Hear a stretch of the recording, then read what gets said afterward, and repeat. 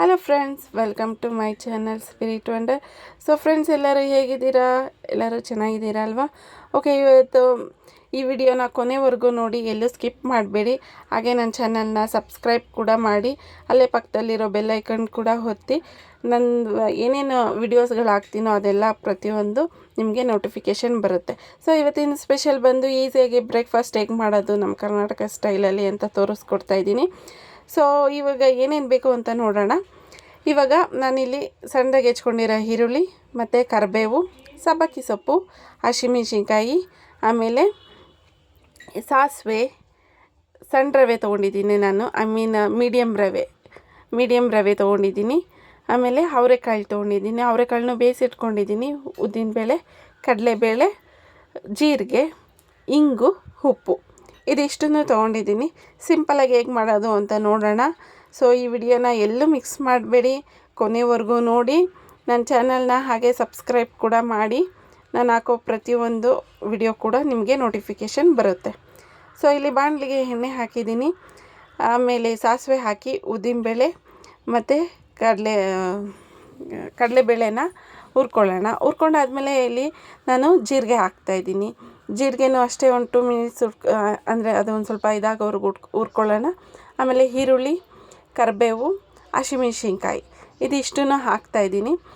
ಇದಾದಮೇಲೆ ನೀವು ಒಂದು ಸ್ವಲ್ಪ ಉಪ್ಪು ಹಾಕಿ, ಬೇಗ ಬೆಂದೋಗ್ಬಿಡುತ್ತೆ ಈರುಳ್ಳಿ.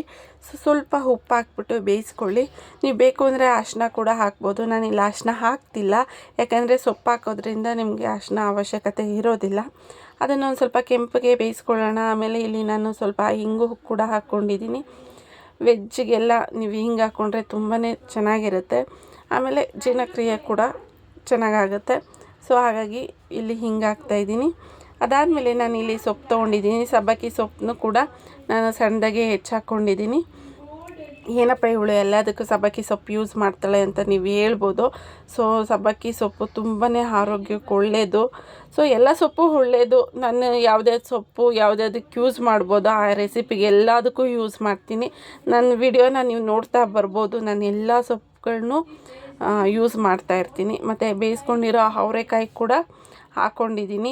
ಅದಾದಮೇಲೆ ನಾನಿಲ್ಲಿ 1 ಕಪ್ ತೊಗೊಂಡಿರೋದ್ರಿಂದ 2.5 ಕಪ್ಪು ನೀರು ಹಾಕ್ತಾಯಿದ್ದೀನಿ. ಅಂದರೆ ನನಗೆ ಒಂದು ಸ್ವಲ್ಪ ತೆಳ್ಳಗೆ ಬೇಕು.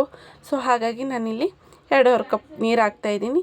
ಆಮೇಲೆ ಅದನ್ನು ಚೆನ್ನಾಗಿ ಮಳ್ಳಿಸ್ಕೊಳ್ಳೋಣ. ಉಪ್ಪು ಹಾಕ್ಬಿಟ್ಟು ಮಳ್ಳಿಸ್ಕೊಳ್ಳೋಣ. ಅದು ಮಳ್ಳಾದಮೇಲೆ ನಾನಿಲ್ಲಿ ಸಪ್ರೇಟಾಗಿ ರವೆನ ಹುರ್ಕೊಂಡಿದ್ದೆ. ನಾನಿಲ್ಲಿ ಮೀಡಿಯಮ್ ರವೆ ತೊಗೊಂಡಿದ್ದೀನಿ. ಬನ್ಸಿ ರವೆಲಿ ಮಾಡ್ತಾಯಿಲ್ಲ ನಾನು. ನೀವು ಬನ್ಸಿ ರವೆಯಲ್ಲಿ ಮಾಡೋದಕ್ಕಿಂತ ಈ ಥರ ಮಾಡ್ಕೊಂಡು ನೋಡಿ. ಮೀಡಿಯಮ್ ರವೆಲಿ ತುಂಬಾ ಚೆನ್ನಾಗಿರುತ್ತೆ. ಬನ್ಸಿ ರವೆಲ್ಲೂ ಚೆನ್ನಾಗಿರುತ್ತೆ. ಸೊ ನಮಗೆ ಯಾವ್ಯಾವುದು ಉಪ್ಪಿಟ್ಟು, ಆ ಉಪ್ಪಿಟ್ಟಲ್ಲಿ ರವೆಯಲ್ಲಿ ಮಾಡಿಕೊಂಡ್ರೆ ಚೆನ್ನಾಗಿರುತ್ತೆ. ಸೊ ಇದಾಗಿದೆ. ಅದಾದಮೇಲೆ ಒಂದು 2 ಸ್ಪೂನು ತುಪ್ಪ ಹಾಕ್ತಾಯಿದ್ದೀನಿ. ನೋಡ್ಬೋದು ನೀವು, ನಾನಿಲ್ಲಿ ತೆಳ್ಳಗೆ ಮಾಡ್ಕೊಂಡಿದ್ದೀನಿ. ಸೊ ಇದಾದಮೇಲೆ ನಾನು ನಿಮಗೆ ತೋರಿಸ್ತಾ ಇದ್ದೀನಿ. ಸೊ ಎಷ್ಟು ಸಾಫ್ಟಾಗಿ ಒಂದು 5 ನಿಮಿಷದಲ್ಲಿ ಎಷ್ಟು ಬೇಗ ಕೂಡ ಕ್ವಿಕ್ಕಾಗಿ ಮಾಡ್ಕೋಬೋದು. ತುಂಬಾ ಫಾಸ್ಟಾಗಿ ಕೂಡ ಮಾಡ್ಕೋಬೋದು. ಇದರಲ್ಲಿ ಸಬ್ಬಕ್ಕಿ ಸೊಪ್ಪು, ಅವರೆಕಾಳು ಸೀಸನ್ ಬಂದಾಗ ಅವರೆಕಾಳು ಹಾಕಿ, ನೋ ಪ್ರಾಬ್ಲಮ್. ಸೊ ಇವಾಗ ಒಂದು ಡ್ರಿಂಕ್ ಬಗ್ಗೆ ಹೇಳ್ತಿದ್ದೆ. ನಂಗೆ ಕೊನೆ ವಿಡಿಯೋವರೆಗೂ ನೋಡಿ ಅನ್ನೋದು ಇದಕ್ಕೇ. ಡ್ರಿಂಕ್ ಬಗ್ಗೆ ಹೇಳ್ತೀನಿ. ಆರೋಗ್ಯಕ್ಕೆ ತುಂಬಾ ಯೂಸ್ಫುಲ್ ಆಗುತ್ತೆ. ಒಂದು ಲೆಮನ್ ಗ್ರಾಸ್. ಈ ಕೊರೋನಾ ಬಂದಮೇಲಂತೂ ಎಲ್ಲರಿಗೂ ಲೆಮನ್ ಗ್ರಾಸ್ ತುಂಬಾ ಚೆನ್ನಾಗಿ ಗೊತ್ತಿದೆ. ಸೊ ಲೆಮನ್ ಗ್ರಾಸ್ ಒಂದು ಕಡ್ಡಿ ತೊಗೊಳ್ಳೋಣ, ಒಂದು ಎಲೆ. ಅದಾದಮೇಲೆ ಇಲ್ಲಿ ಒಂದು ಸ್ಪೂನ್ ಶುಂಠಿ ರಸ ತೊಗೊಳ್ಳೋಣ. ಆಮೇಲೆ 1 ಸ್ಪೂನ್ ಜೇನುತುಪ್ಪ. ಅದಾದಮೇಲೆ 1 ಸ್ಪೂನು ನಿಂಬೆಹಣ್ಣಿನ ರಸ ಇದಿಷ್ಟನ್ನು ಮಿಕ್ಸ್ ಮಾಡಿಬಿಟ್ಟು ಕುಡಿಯೋದ್ರಿಂದ ತುಂಬಾ ಆರೋಗ್ಯಕ್ಕೆ ಒಳ್ಳೆಯದು. ನೀವು ಟ್ರೈ ಮಾಡಿ. ಹಾಗೆ ಈ ವಿಡಿಯೋದಲ್ಲಿ ತೋರಿಸಿರೋ ಅಡುಗೆ ಕೂಡ ಟ್ರೈ ಮಾಡಿ. ನಂಗೆ ಕಮೆಂಟ್ ಬಾಕ್ಸಲ್ಲಿ ಕಮೆಂಟ್ ಮಾಡಿ, ಲೈಕ್ ಮಾಡಿ, ಶೇರ್ ಮಾಡಿ. ಹಾಗೆ ನನ್ನ ಚಾನಲ್ನ ಸಬ್ಸ್ಕ್ರೈಬ್ ಮಾಡಿ. ನನ್ನ ಚಾನಲ್ನ ಸಬ್ಸ್ಕ್ರೈಬ್ ಮಾಡಿರೋ ಎಲ್ಲ ಫ್ರೆಂಡ್ಸ್ಗಳಿಗೂ ತುಂಬಾ